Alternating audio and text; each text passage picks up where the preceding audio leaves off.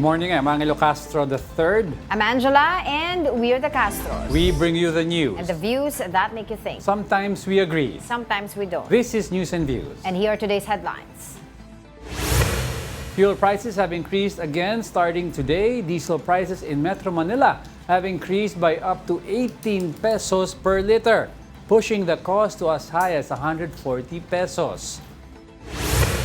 The Trade Department says there is still no price increase in basic necessities and prime commodities amid high fuel costs. Palace Press Officer Claire Castro seeks 500 million pesos in damages from Batangas Representative Leandro Leviste over a cyber libel dispute.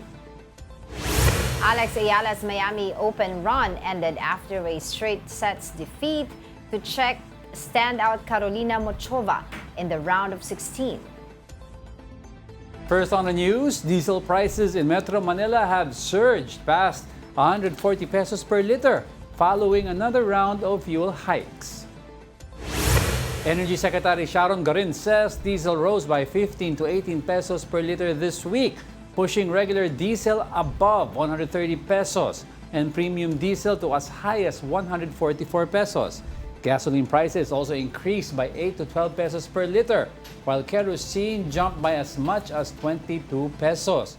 This marks one of the biggest weekly increases so far, driven by rising global oil prices amid escalating tensions in the Middle East. Amid rising fuel prices, President Bongbong Marcos is pushing for the immediate implementation of the proposed oil excise tax cut. Mobile journalist Mermon Reyes has the report. President Bongbong Marcos is moving to immediately enforce the bill passed by Congress last week to temporarily suspend or cut oil excise taxes. That to somewhat ease pump prices that are continuously skyrocketing week after week.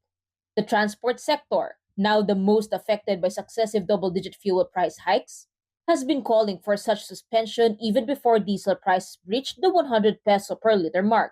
But according to the palace, Mr. Marcos is still awaiting the formal transmittal of this measure so he could finally sign it. The only reason that he could not do it because the bill has not been reached the president as of now. I am not so sure right now, but this is the words, no, that came from the president.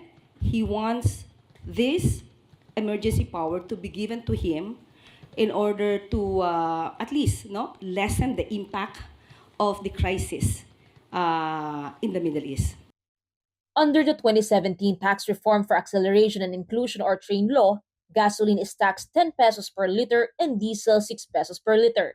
This on top of the 12% value-added tax on fuel purchases. Malacanang insisted that there is no oil crisis in the Philippines so far. Palace Press Officer Claire Castro also stressed that the government is not downplaying the situation. Ang sabi po kasi ni Secretary Sharon, may dalawang klase po ng krisis, sa supply at sa presyo. So ngayon po, kung pag-uusapan po natin ang supply, ay wala po tayong sasabihing krisis pagdating sa supply. Maybe meron pong price disruption dahil nga po sa nangyayaring oil crisis sa Middle East.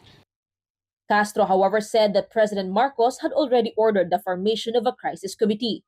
While details are still being finalized, the body will focus on ensuring fuel supply stability and addressing the needs of Filipinos, particularly in basic goods. Over the weekend, the DOE authorized the importation of higher emission Euro 2 petroleum products for the transport, industrial, marine, and shipping sectors.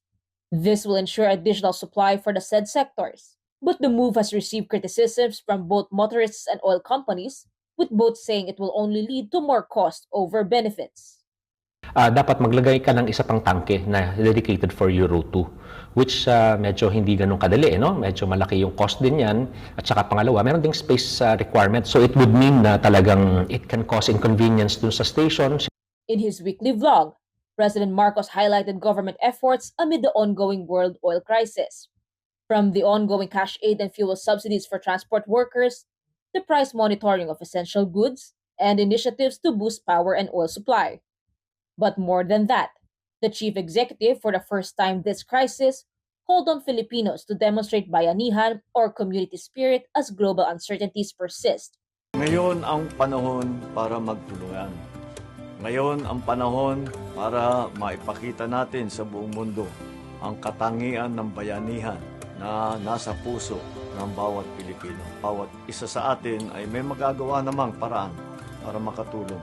Pagtitipid man, magtulong sa kapwa, o kahit sa pamamahagi ng tamang impormasyon at hindi pagkakalat ng fake news. Lahat tayo ay kailangan magtulungan. Kapatid Mobile journalist Mary Monreyes, we are One News. Now let's check the situation over at gas stations and on the roads. We have with us mobile journalist Evan Tarinque reporting live. Evan, alam ko yesterday naghabol lang madami para magpagas, but this morning ba may pila pa rin or wala na? Yes, Diego, Angela, no? Ngayong umaga nga sa pag-input natin sa iba't ibang mga gas stations dito nga sa kahabaan ng EDSA, pansin-pansin nga natin na karamihan sa kanila mangilan-ngilan na nga lang yung mga pumipila na mga motorista magpapakarga ng kanilang mga gasolina. Actually ngayon, pakita ko lang sa likod ko, yung isa doon sa pinaka malapit na gas stations malapit sa atin, makikita naman natin, ito yung current situation ngayon dito. Makikita natin may mangilan-ngilan pa rin na mga kapatid nating nagpapakarga ng kanilang gas. Sa kabila nga yan, nung panibagong dagdag presyo sa gasolina, ito makikita natin yung ilang mga lanes halos wala na nakapila, kundi mga ilang mga motor na lang. Pero kaninang umaga mas marami pa dito kahit papano yung mga nagpakarga, no? Ayon doon sa mga nakausap natin kaninang umaga na nagpakarga dito, karamihan doon sa ating nakausap mga TNVS drivers, no? Dahil sila nga talaga yung araw-araw talaga nagpapakarga. Sabi nila wala naman daw sila magagawa kung hindi magpakarga dahil ito yung kanilang source of income. Kaya naman, pailing-iling na lang sila nung ating silang kausap kanina. Diego? Well, Evan, kamusta naman yung traffic dyan sa area mo? Kung ikukumpara sa dati, no? Mas marami ba ngayon ang mga bumabiyahe o mas kokounti na dahil dito sa ating oil price situation? Angela, kaninang umaga nga, no, during rush hour, may ilang mga parte ng kahabaan ng EDSA na talagang moderate to heavy yung daloy ng trapiko, lalo na ngayon mga papasok ng EDSA ng EDSA Shaw Tunnel, no? Pero ngayon, pakita natin yung current situation. Ito yung current situation ng kahabaan ng EDSA dito sa may bandang Shaw, sa may Mandaluyong yan, no? Ito makikita natin, medyo maluwag naman na kung ikukumpara natin ito, no, the previous days, no? Pero kanina umaga rin nagkaroon din naman ng congestion dito dahil rush hour. Pero so far, ito maganda at mabilis naman yung daloy ng trapiko. Ang nangyayari lang talaga, usually, pag yung mga sasakyan, papasok noong EDSA Shaw Tunnel or Busangman Tunnel, doon nagkakaroon ng congestion dahil naiipit kasi, nagiging dalawang lanes na lang yung pwedeng daanan ng mga sasakyan. So nagkakaroon ng embudo, pero paglabas naman, may kita naman natin sa likuran, maluwag naman yung daloy ng trapiko sa mga oras ito, Angela. Evan, para may idea lang tayo dito, no? Kasi alam naman natin how much yung tinaas ng diesel and gasoline. Pero magkano dyan yung sa likod ng board mo? Magkano na ang diesel ngayon? Yung price niya? Okay. So Diego, ito lapit tayo konti. Para mas malinaw natin makita. Kung nakikita man natin, ito makikita natin. Kasi Evan, may premium diesel at may regular diesel, di ba? Tama ka dyan, Diego. No? Dito yung pinakamahal nilang premium diesel is nasa 124 pesos. Wow. Yung kada litro. Yung regular diesel naman, nasa 121 pesos. So, makikita natin may 3 pesos deficit pa rin. May 3 pesos difference pa rin. Yung premium gasoline naman, nasa 94 pesos. And yung isa naman, yung regular na unleaded is nasa 92 pesos. So, pumalo na talaga siya. Lagpas doon sa 120 pesos na mark. Pero so far, ito pa nga actually yung isa sa mga mura na ating naikutan kasi may mga nakita pa tayo mga gas stations na yung presyo ng diesel ay umaabot sa 127 pesos. Right. So makikita pa rin natin yung price difference, pero siyempre yung ilang mga kapatid nating mga nagpapakarga ng gasolina, ang diskarte ngayon, hanap kung saan merong mas murang diesel or gasolina na kanila mabibilan. Evan, kasi yung mga gasolina ngayon, mga Euro 5 and Euro 4 yan, no? I heard na papayag na daw ang gobyerno, dirtier fuel, which means Euro 2 or go even down as far as Euro 1 at magkakaroon ng dedicated fuel pump. May nakausap ka ba o may natanong ka kung itutuloy na yung Euro 2 or 1 na yan? So far sa ngayon, Diego, no, wala pa tayong nakausap from the oil companies na kung ano yung magiging diskarte nila sa oras nga na dumating itong Euro 2 na diesel. Dahil alam naman natin, meron tayong mga sinusunod na regulation standards, no? Euro 4, Euro 5 na diesel ka parang for mas cleaner air. Pero so far, sa ngayon, wala pa tayong nakikita mga specific pumps na inaayos o Okay. nilalagyan ng mga designated lanes para nga doon sa mga papasok nga na third-year fuel na tinatawag na ito. Diego. Oo, marami kasing tumututol pa dyan, makakasira daw ng mga makina. Yes. Pero Evan, tanong ko lang din, sa pag-iikot mo sa ilang mga gasoline station sa atin dito sa Metro Manila, may mga napansin ka ba na nagbabantay, umiikot din ng mga taga-PNP? Because yun ang sabi nila, magbabantay ang PNP ngayon sa ilang mga gasoline stations para dun sa mga nananamantala dito nga sa oil price crisis natin. Sa ngayon, Angela, sa ating pag-iikot kaninang umaga, wala tayong nakita na police personnel na nagbabantay sa mga iba't ibang mga gas stations dito. Pero so far, maaga pa rin naman kasi, 10:00 pa lang ng umaga, baka mamaya naman, dumating sila at mag-ikot pa rin, no, para nga mabantayan kung baka kasi may mga mananampala, nag-a-abuse nga nung powers na ito ng mga oil companies na biglang taas preso or everyday na nagtataas ng preso na bawal na sinabi na yan ng Department of Energy na bawal magtaas araw-araw ng preso. Pero ito nga darating kasi ito nga ngayong araw nga nito, kinausap naman daw ng Department of Energy yung mga oil companies kung kahit papano ma-implement pa rin naman daw yung staggered oil price hike para nga naman daw kahit papano ma-absorb at hindi ganun kabigat yung magiging epekto nito dun sa mga kapatid nating nagpapakarga ng gasolina. Angela. Yun. So, mananamantala ha, hindi mananampal ha. Evan, maraming salamat sa iyong oras. That was our Mobile Journal, Evan Tarique.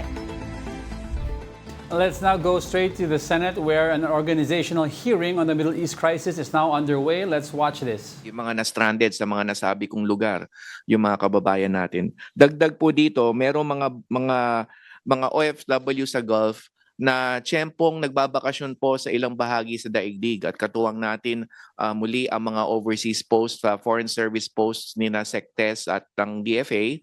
Laking pasasalamat po natin. Higit kumulang 112 din po yung natulungan natin. Na-stranded sila in places like Armenia, Kazakhstan, Georgia.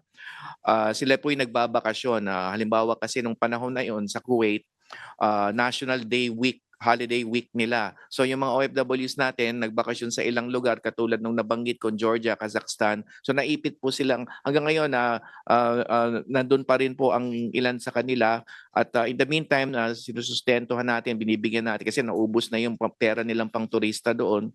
So binibigyan natin din po sila ng sustento doon sa mga lugar na nabanggit. 112 po yan sila ang bilang nila. Most of them are OFWs from Kuwait and UAE. Now to go to on-site services, which is the next slide.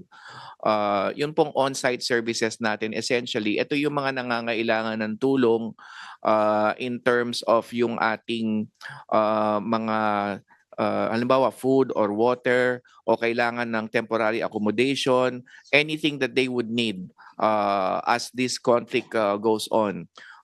Bearing in mind the host country protocols, mainly in countries such as Bahrain, Kuwait, Qatar, UAE, and Israel, na wag pong lumabas unnecessarily kasi kahit na may mga nai-intercept na missiles o drones o rockets, meron pong debris o projectiles na nalalaglag. Kaya binapaliwanag ko po ito kasi ini-explain ko rin yung extent, no, yung extent ng services that we provide in terms of our people on the ground.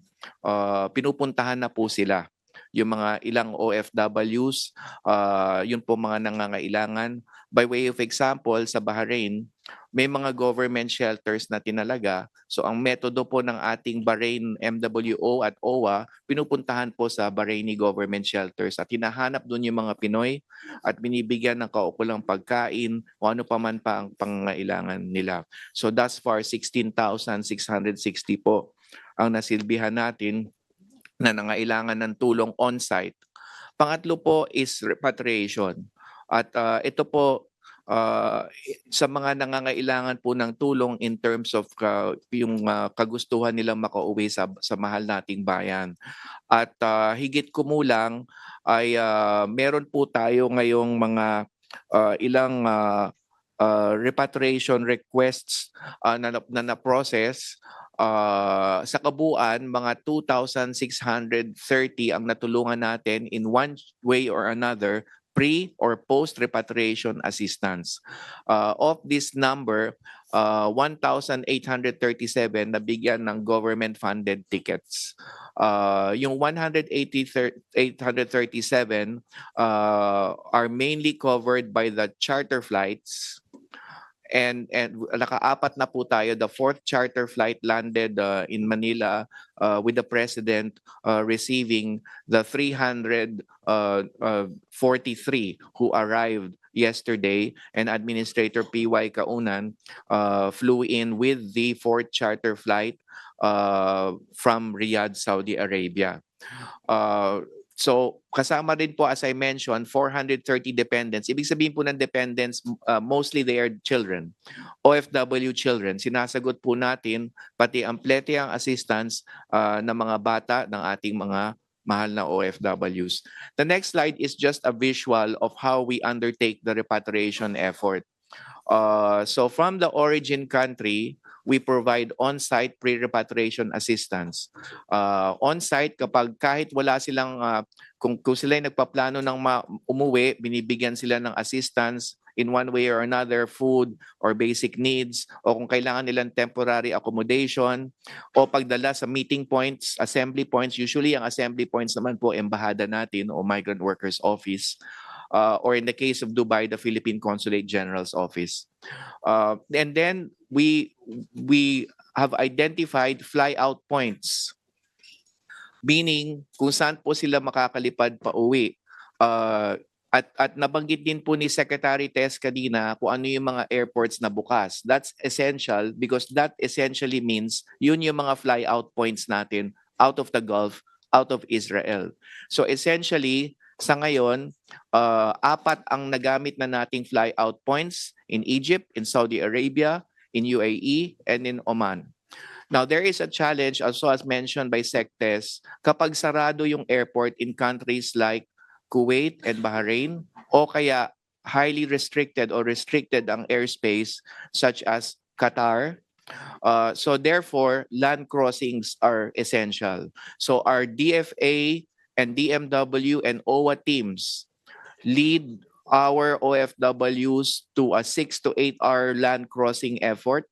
That essentially means meron pong exit visa na kukunin from the point of origin country, and then entry visa dun sa papasukan na bansa.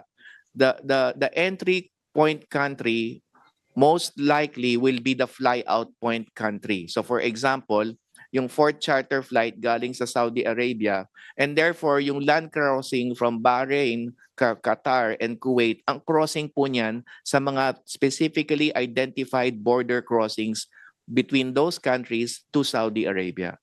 So that essentially means an 8-hour travel.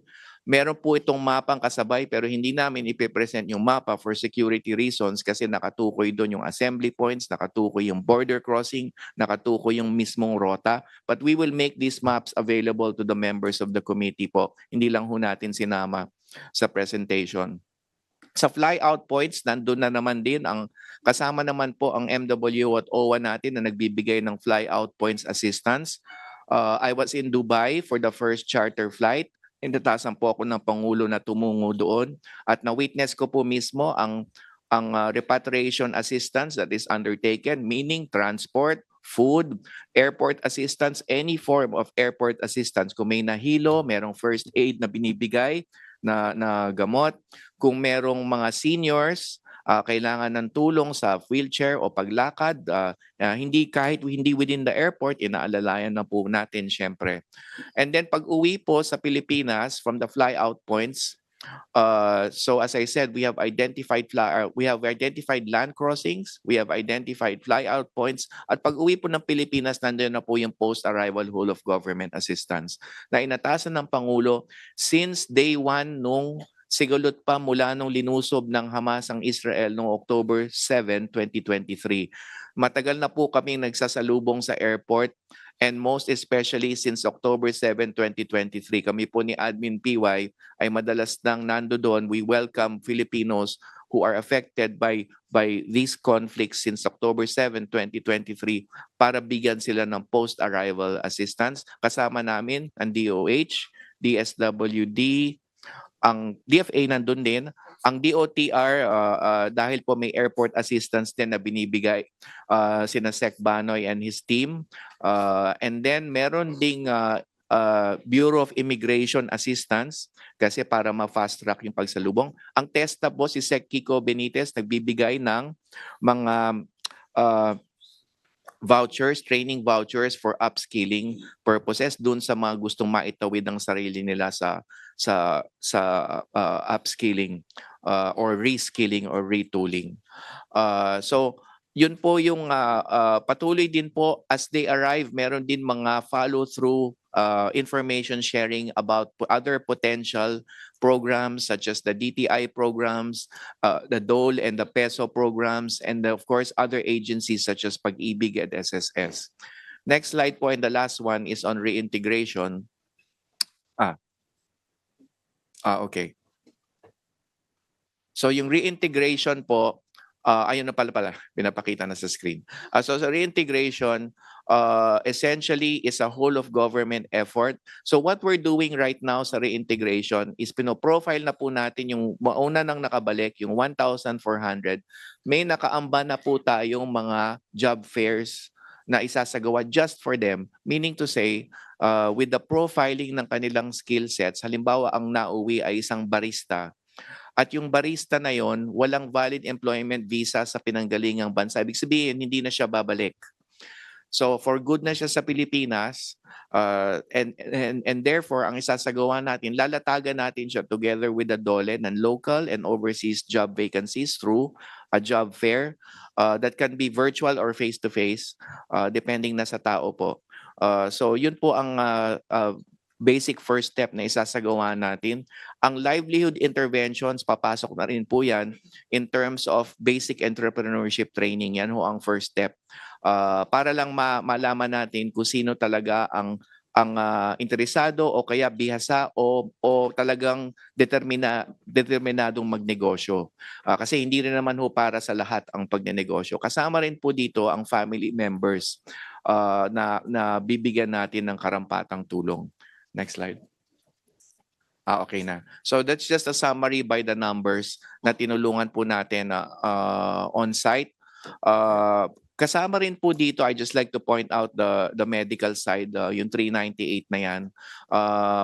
Sa mga nauwi po, merong mga naka-wheelchair, merong mga may medical condition, may mental health condition. So kasama po sila sa naiuwi natin. Meron na naman pong medical repatriation plan mula pa. Kaya't madali na ang facilitation with the DOH sa mga napinsala o kaya merong post-traumatic stress disorder. Kahapon, nandun po ang Department of Health kasi napansin din nga po mismo rin ni Presidente na meron ding mga talagang apektado doon sa mga pinagdaanan nila sa abroad. So meron ding psychosocial first aid na sinasagawa upon their arrival, and then may follow through as they go home to their respective provinces. That is the ongoing hearing at the Senate on the organizational hearing on the Middle East crisis. Now let's get other updates on the Senate. Let's bring in Mobile Journal, Marymon Reyes. Marymon, anong bago dyan? Angela, Diego, ngayon kasi sinasagawa yung organizational meeting at saka hearing na itong additional panel sa Senado. Ito yung Protect o yung proactive response and oversight for timely and effective crisis strategy. So binubuo ito, chine-chair ito ni Senator Sherwin Gatchalian, kasama sila Senator J.V. Ejercito, Senator Bam Aquino, Senator Dati Marcoleta, Senator Kiko Pangilinan, at Senator Risa Hontiveros. And present dito yung mga ahensya na either concerned or involved sa mga kakailanganing contingency plans, kasi ang layon daw nitong komite, ayon kanila Senator Gatchalian, is makapagplano agad ng daily na updates na kakailanganin daw ng mga ordinaryong Pilipino, especially ng mga sektor na apektado, and yung mga short-term solutions na maaaring gawin. Ang ilang concern kasi na ni-raise sa pagsisimula ng pagdinig ni Senator Aquino ay sana raw hindi raw umabot sa point na kakailanganing magsara ng mga establishmento dahil sa epekto nga nitong girian sa Middle East. So kabilang na dyan yung sektor ng mga mangingisda, yung mga operating facilities, yung mga factory, yung transport sector, at saka yung mga paaralan na sana hindi raw maapektuhan ng tuluyan at hindi na raw dapat hintayin pa na umabot sa ganung punto para magkaroon ng direksyon o ng any other efforts pa na pwedeng gawin ng gobyerno para mabigyan nga ng solusyon yung pag-caution o yung pagsalo sa impact nga ng girian sa Middle East. And so far, present nga dyan ang DFA, sila Secretary Tess Lazaro, nandyan from OWA, from DMW, present sila. At isa-isa na nilang ibinabahagi yung current briefing nila sa sitwasyon. And so far, ang naibahagi naman ay tuloy-tuloy daw yung coordination, interagency, at yung coordination din ng ating gobyerno sa host government countries na apektado nga ng girian. And ang nasabi ni Secretary Lazaro, may mga airspaces pa rin daw talaga na either limited or sarado yung operating capacity nito. Pero then again, may ilang mga commercial flights na maaari makapagdala pa rin naman daw ng mga Pilipino to and from affected countries in the Middle East. Yun nga lang, kailangan din munang tingnan talaga yung safety ng paglipad or kung sakali ililipat nga sila sa safest or nearest na land crossing border. Balik sa inyo. Right, Marymon, in other topic din, pero still on gas prices, kasi meron tayong recently 403 gas stations na nagsara.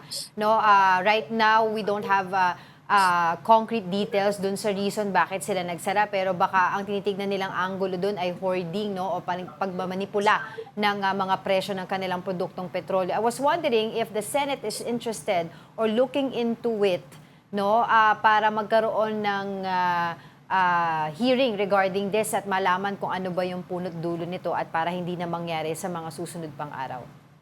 Angela, 2 weeks ago, nung sumiklab na itong girian sa Middle East, yan na agad yung sinasabi ng ilang mga senador, sila Senate President Tito Soto, Finance Committee Chair Senator Sherwin Gatchalian, na dapat ang mga ahensya na maaari may control dito o maaaring silipin, for example, ang Department of Energy, pwede raw talaga at dapat bantayan yung mga oil company. Una, dahil daw doon sa mga posibleng namimihasa or nagtitake advantage na kung may ilan naman daw na mga gas stations na kayang i-hold off yung presyo na hindi sobrang taas ng ilalaki yung jump ng pump price nito, bakit daw merong mga mataas naman sobra ang pagpa-price hike sa kanilang mga produktong petrolyo.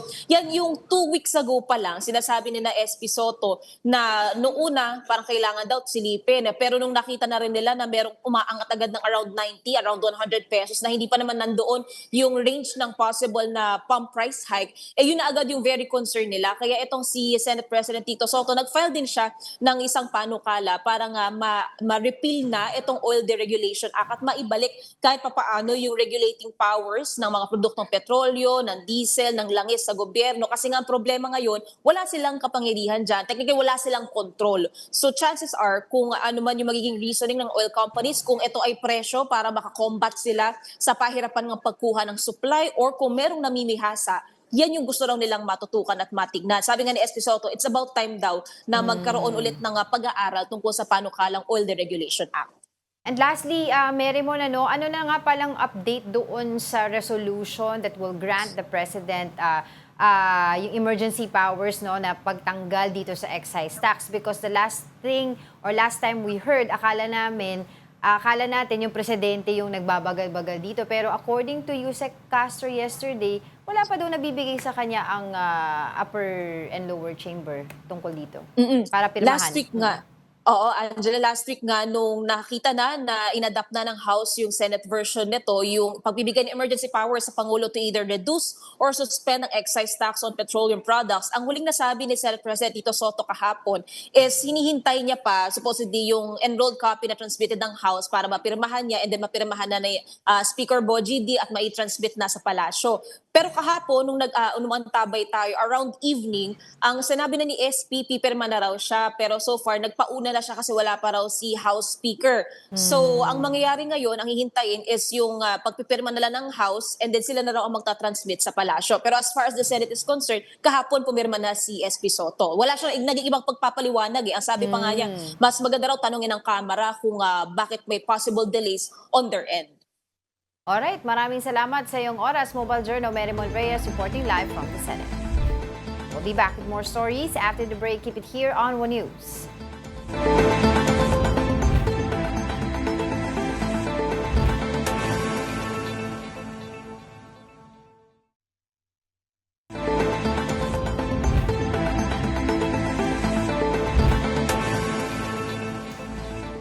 Good morning. You're still watching News and Views here on One News.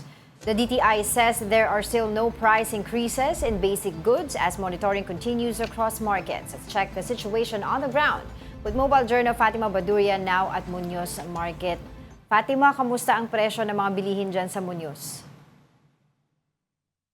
Angela, Diego, steady pa ang presyo ng mga bilihin dito sa Muñoz Market at wala pang pagtaas sa mga bilihin simula noong nakaraang linggo. Ayon nga sa mga nagtitinda dito, hindi pa raw sila nagtataas sa presyo ng mga bilihin pero inaasahan daw nilang tataas ito sa mga susunod na linggo kung magdadagdag din ng singil ang mga nagde-deliver ng mga paninda dahil sa pagmahal ng petrolyo. Pero sa ngayon, wala pa tayong nakikitang pagtaas sa mga presyo ng mga pangunahing bilihin at pasok din ito sa price range na naitatala ng Department of Agriculture nitong mga nakaraang araw sa kanilang bantay presyo. Sa ngayon, ang presyo ng bigas na lokal ay 48 to 52 per kilo. Ang imported naman na well-milled ay 53 to 58 pesos.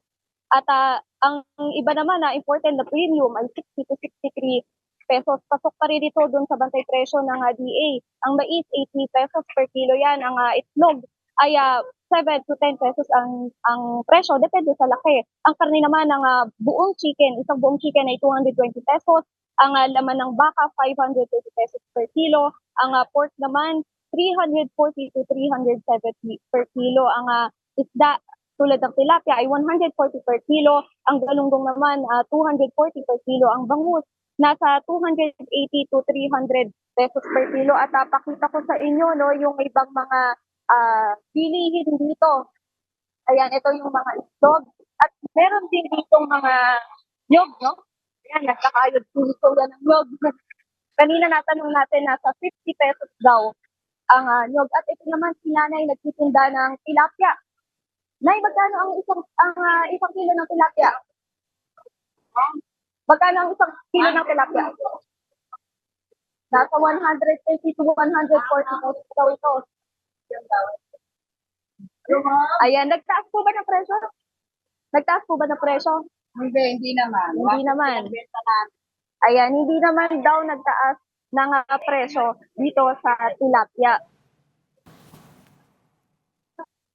Pagdating naman sa gulay, no, ganun din at pasok pa rin yung presyo ng mga gulay dito. Ang bawang ay 160 per kilo, ang sibuyas 130 per kilo, talong 80 pesos per kilo. Yan ang repolyo naman na nakita natin kanina, 50 to 70 per kilo. At ang carrots naman 160 per kilo daw yan. Sa mga prutas din na nakita natin kanina, ang saging ay 100 pesos per kilo. Ang mangga naman ay 140 pesos per kilo. At sa ngayon nga, pasok yan dun sa mga average na presyo at yung mga price range na naitala ng Department of Agriculture. Although ang pangamba nga ng mga ilang nagtitinda dito ay medyo matumal daw ang bentahan at ang sabi nga nila baka daw kasi nagtitipid na yung ibang mga mamimili. Pero sa mga nakausap ko namang mamimili ay okay pa naman daw sila dahil nga hindi pa naman nagtataas yung presyo ng bilihin. Angela, Diego. Maraming salamat, Mobile Journal Fatima Baduria.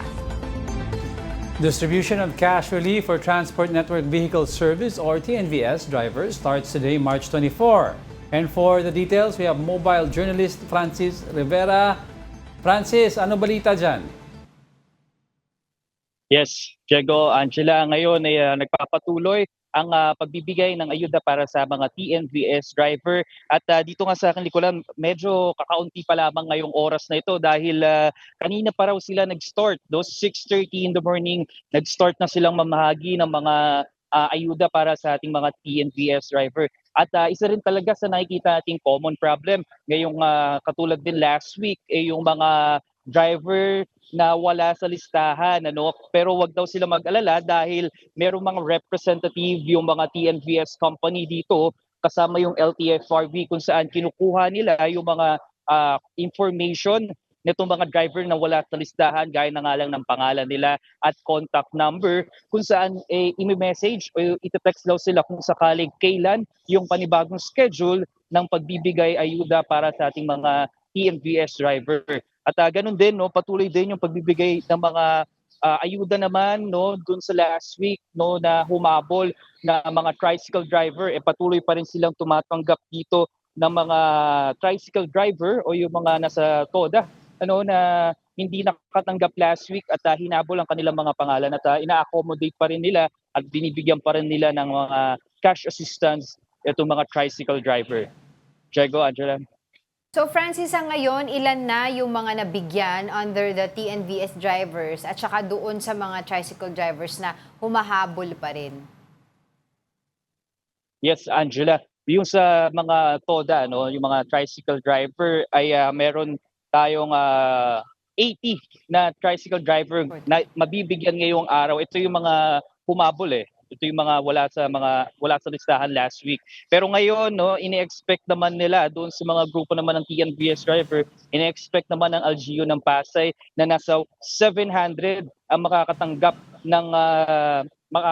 ng 5,000 pesos ngayong araw. At yun nga, so kanina, yung bago tayo umere, itinanong natin kung ilan naman yung mga wala sa listahan at nasa 11 na yung mga driver na hindi makakatanggap ngayong araw dahil wala yung kanilang pangalan sa listahan. Pero yun nga, ay maghintay na nga lang daw sila at para ma-inform kung kailan yung panibagong schedule para mabigyan sila ng ayuda. Alright, Andrea? thank you for that, mobile journalist Francis Rivera. The DOTR and DSWD are holding a press conference today to discuss the distribution of subsidies amid rising fuel prices. For more details, we have mobile journalist Arles de los Santos on the ground. Arles, ano na ba ang napag-usapan dyan? Angela, Diego, ilang minuto pa lamang ang nakalilipas mula nga nang matapos ang joint press conference ng Department of Transportation at ng Department of Social Welfare and Development kung saan kinumpirma nga na ngayong araw ayon yung KJF ay patuloy na nga yung bibigay ng ayuda doon sa mga TNVS drivers habang sa bahagi ng DOTR ay nagsimula na rin yung pamamahagi nga ng fuel subsidy mula sa pondo mismo ng ahensya. Yan yung nagkakahalaga ng 2.5 billion pesos na approved budget na kung saan nga 245,666 na driver beneficiaries ang inaasahan na makatatanggap para yan sa 1.1 million na mga PUV units at ng mga operators. At dito nga sa PITX ay nakatanggap na yung 27 na bus operators ng kanilang mga fuel subsidy mula sa DOTR para yan sa kanilang 1,096 na mga bus units na bumabiyahe para sa provincial at city buses. So ayon sa DOTR, Angela at Diego, may magkakaiba lamang na halaga na matatanggap itong mga operators at mga drivers. Sa paliwanag ng DOTR, ito ay para nga mapagkasya lamang yung kung ano man ang meron sila. Para sa mga PUB, yung mga public utility buses operators, makatatanggap sila ng 10,000 pesos habang yung mga drivers naman ay makatatanggap ng 5,000 pesos. And then yung mga minibus operators ay nasa 9,000 pesos and then yung minibus drivers naman ay nasa 5,000 pesos. Habang yung sa UV Express naman, yung mga operators 10,000 pesos din and then modern UV Express drivers ay nasa 5,000 pesos. Ang paliwanag ng DOTR, itong mga drivers naman na nasasabi nga sa delivery riders, motorcycle ride-hailing app drivers, TNVS, at public utility vehicles na jeepney, no? Modern at traditional jeepneys. Ang magkakaiba, yung kanilang mga halaga dahil ayon sa DOTR at DSWD, makatatanggap naman na daw no, ng kabukod na halaga yung mga drivers. So para lang mas mapagkasya-kasya at mapagbigyan ang lahat, ganun ang gagawin nga nila. Arles, para malinaw, one-time release lang to, no, for all of them? Yes, Diego, yung sa DOTR na fuel subsidy, one-time payment lamang ito. And yung kanilang actually, yung possible no na methods of distribution ay ibinigay din naman ng DOTR, no. So yan pwede sa mga bank transfer, yung diretsyo na pagta-transfer sa kanilang mga e-wallet, and then yung mga bus operators dito ay nakatanggap no ng cash ng check payout, no, manager's check, and pwede din ibigay ito sa pamamagitan ng fuel subsidy cards.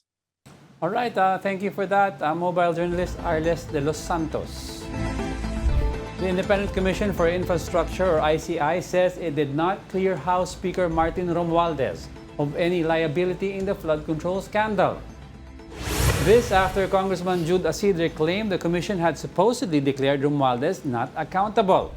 The ICI clarified that its referral to the Office of the Ombudsman carries no finding of guilt or innocence and is meant to allow further investigation. It also stressed that it is a fact-finding body with no authority to determine criminal or administrative liability. Now let's get insights from attorney Michael Yosinko, Senior Research Fellow at the Ateneo Policy Center. Good morning and thank you for joining us again, attorney. Nice to see you. Good morning, Angela and Diego, at good morning to all of your listeners and your viewers. Oh, eto na nga, we have come to this. No? March 31 is the end of the ICI. How do you assess the ICI's investigation to the flood control projects? Do you think it was a success or not?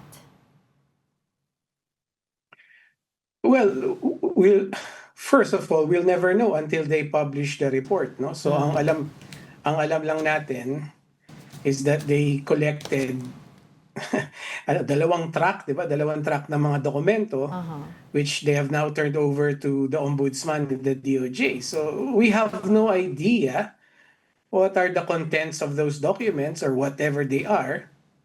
And also, what happened during the investigation. Also, kasi they never live streamed the investigation. So we don't know. So I think Malacanang, the president, must publish the ICI report or the ICI reports, no? For us to have an idea kung anong nangyari. What are they, kasi right now, kanya-kanyang sinasabi. Meron sinasabi yung ICI na wala naman silang inabsuelto, and yet merong isang congressman sinasabi may naabsuelto na. So the only imperative here is for the president to publish the ICI report or the ICI reports so that tayo sa publiko, we will have a clear idea or picture of what they did. Otherwise, right now, wala talagang kwenta yung nangyari. Well, you have a point there, ano? Dahil wala pa talaga naman tayo nakikita yung final kumbaga na report ng ICI, but along the way nakapaglabas naman sila ng mga initial reports nila and recommendations kasama dun sa mga hearing nila, of course yung mga pagkakaso dito sa mga like sila Bryce Hernandez, 'di ba? On that particular side, do you think okay ba 'yon or meron bang success na nangyari doon or kulang pa?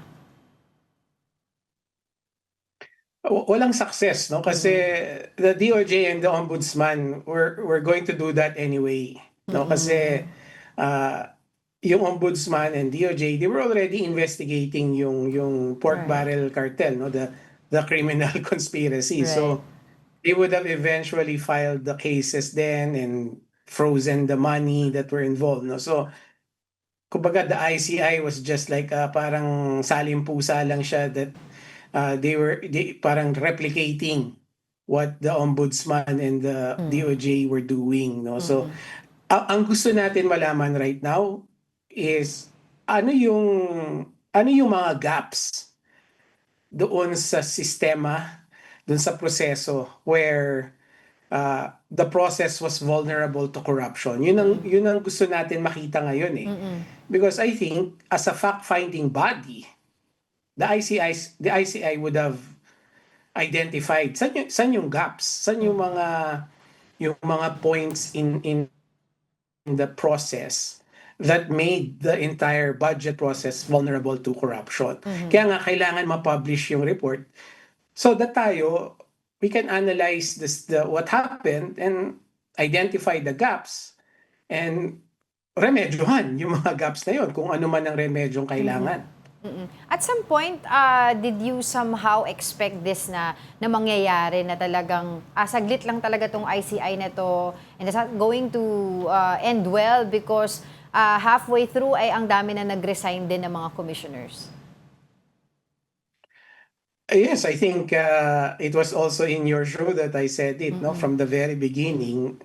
Walang kwenta tong ICI, no, because it's just a fact-finding body, a recommendatory body that was under the supervision of the president. So wala siyang kararatnan except what we're seeing now, more questions and in fact suspicion na merong tinatago.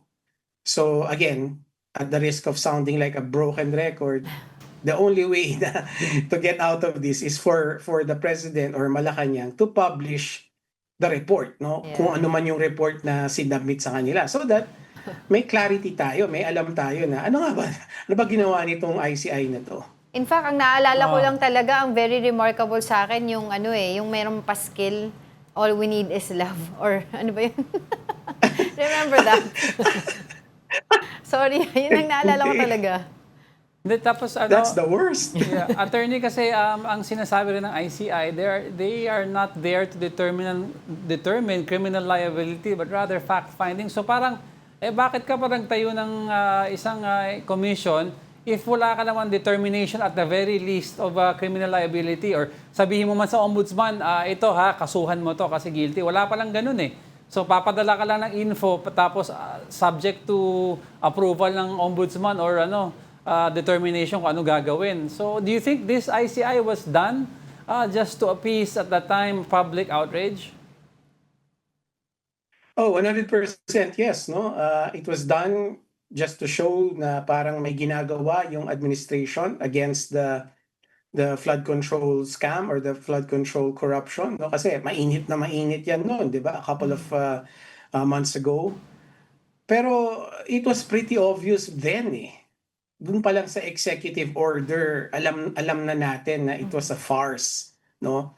And sumakay lang tayo doon sa farce na yon because interesting, 'di ba? May mga intriga, may mga drama na merong nag-attend pa ng hearing, yung anak ng pangulo, yung pinsan ng pangulo, but I mean, all of us knew that it was a farce. And now we're here.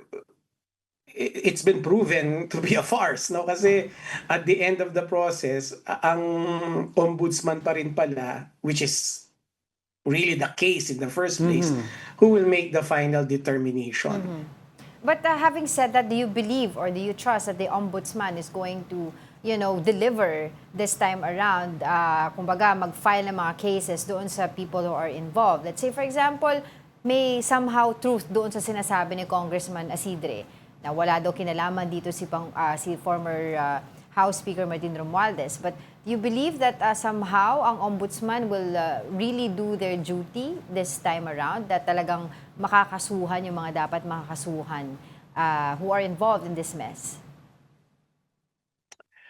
Alam mo, right now, the ombudsman is, because of his close relationship with the president, he is now in a position na parang may trust deficit, not in his favor, no? So, for me, I would rather compel the ombudsman to be more transparent when it comes to the investigation, no? That's the only way. I think, or I believe, that's the only way para ma-allay yung doubts, no? Na meron siyang meron siyang tinatago, meron siyang pinoprotektahan.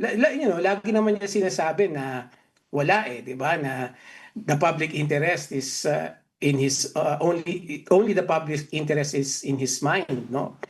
But again, ang close relationship niya with the president will always make us doubt or suspect na hindi ganon. So, para sa akin, ang suggestion ko, or in fact, ang imperative for him is to make the investigation more transparent, no? Open it to public scrutiny. Hindi yung nangyayari ngayon na basically wala tayong idea what's going on, no? Paminsan-minsan may update sa atin, but right now we do not know kung ano na ba ang status ng investigation, particularly against the big fish. Yeah. Lagi na lang sinasabi, next week mayroon ng maaresto, tapos next week ulit mayroon ng maaresto. Right now, wala pang naaresto, isa pa lang. Isang big fish pa lang. Okay, so how much of an impact do you think this will affect, no, President's trust rating regarding this kumbaga failure of ICI? Well, it's going to bring it further down. No? It's already down currently. But with this, kumbaga what we're seeing na walang ginagawa ang Pangulo, palagay ko, ang perception is meron siyang pinoprotektahan, and that's just going to bring his trust rating down. And I think the only way to counter that is to be more transparent, no? Just publish the ICI report and tell the ombudsman na just open your investigation to public scrutiny, and I think that will help him or help his numbers go up, no? Kasi right now lahat tayo nagdududa kung ano na nangyayari dun sa flood control investigation. Siya naman ang nag-una doon, di ba? Naalala niyo yung Sona, di ba? Sabi niya, mahiya naman kayo. Tapos ngayon, wala. Nagkakahiyaan na sila. Well, let's see. Kasi medyo parang, kumbaga, sabi nga natin, yung sitwasyon ngayon, nako-cover yung sitwasyon ng investigation ng flood control because of the oil crisis that we are facing right now. But saglit lang naman itong tag-init also, maya-maya uulan na naman tayo, magbabaha na naman sa lahat ng parte ng bansa natin. Mabubuhay na naman tong issue na to. So, where do we go from here? I mean, lalo na yung presidente addressing the public last year, sabi mo nga sa SONA, regarding this, and then magsusona na ulit, 'di ba? Anong mukha yung iharap niya sa atin? Yes, that's a fair point, no? In fact, that should be reiterated over and over again sa kanya, no? Whoever journalist talks to him should ask him that, no? Ano nang mahaharap mong mukha sa SONA? After a year, you challenge everyone, di ba, na mahiya naman kayo. And, just a side point about corruption and the Middle East crisis, no? I mean, alam niyo naman that as a country, we lose billions of pesos to corruption every year, right? At the very minimum, 10 billion pesos to corruption a year. In fact, it should be more than that. Now, can you imagine kung yung pera na yun, if we had it on hand now, sana marami tayong mapagkagagastusan noon para sa mga kababayan natin na nagsa-struggle ngayon because of the Middle East crisis, no? So, right now we are suffering not just because of the crisis, but also because of the corruption that steals money from the public coffers. Kasi dapat yung pera na yon, yung perang ninakaw ng mga pork barrel cartel, right now, ito dapat ang nagpapagaan sa buhay natin. Right? So, konektado yun. No? We cannot separate the two issues. Napapahirap lalo ang buhay natin because merong mga politiko na ninanakaw yung pera ng bayan. Right. All right, thank you for your time, Attorney Michael Yusinko, Senior Research Fellow at the Ateneo Policy Center. Thank you. Maraming salamat din. Now, in the midst of soaring costs and packed hospital corridors, PGH chaplaincy's free sandwiches provide comfort to patients and their families. Mobile journalist Daniel Dayao with the story. In the middle of hospital hallways and amid rising prices of basic goods, a simple sandwich becomes a source of relief for many. Every day, hundreds of patients and watchers fill the hallways of PGH. In the emergency room alone, from a capacity of 75, numbers can reach up to 300. And for many, it's not just the lack of space they struggle with, but the lack of resources for daily expenses. Siyempre, walang budget, walang pera. Minsan nagpapasalamat ko kasi yun na lang sa blessing na dumarating na biyaya, like yung sandwich po. Nakakatulong sila sa amin na maibsan yung gutom namin. Malaking tulong po ito, ma'am, lalo na po sa mga araw-araw na sa team ko ng chaplaincy po. Maraming salamat po sa lahat ng effort nyo, saka sa talagang yung free na mga tinapay. Laking tulong po kasi nakakabawas sa magastusin, saka makatipid po siya lalo na ngayon sa mahal ng bilihin. For many watchers, every peso counts, but leaving little for their own meals. Yet since 2016, the PGH chaplaincy has been preparing and distributing free sandwiches every morning, reaching up to 300 people a day. Siguro naman halos lahat makaka-relate, no? Pag nasa emergency na tayo, minsan yung sa mga importanteng dadalhin hindi nadadala, no? Minsan okay lang kung merong dadalhin, pero paano kung wala talaga? Minsan nag-aalanganin yung mga tao na tumanggap kasi akala nila binibenta namin. Yun gano'n. So, sabi namin, hindi, libre po ito, galing po ito sa cafe. What started as a simple initiative has now become a daily routine, one that many have come to rely on. And with the help of donors, they are also able to provide additional support, including grocery packs. It gives us also joy and hope na kahit pa paano sa simpleng act of kindness. And every time na nakikita namin sila na natutuwa, na-excite, kahit na sabihin na parang palaging ganon yung aming binibigay, pero hindi sila nagsasawa. Kaya minsan ini-encourage din namin yung mga donors, no?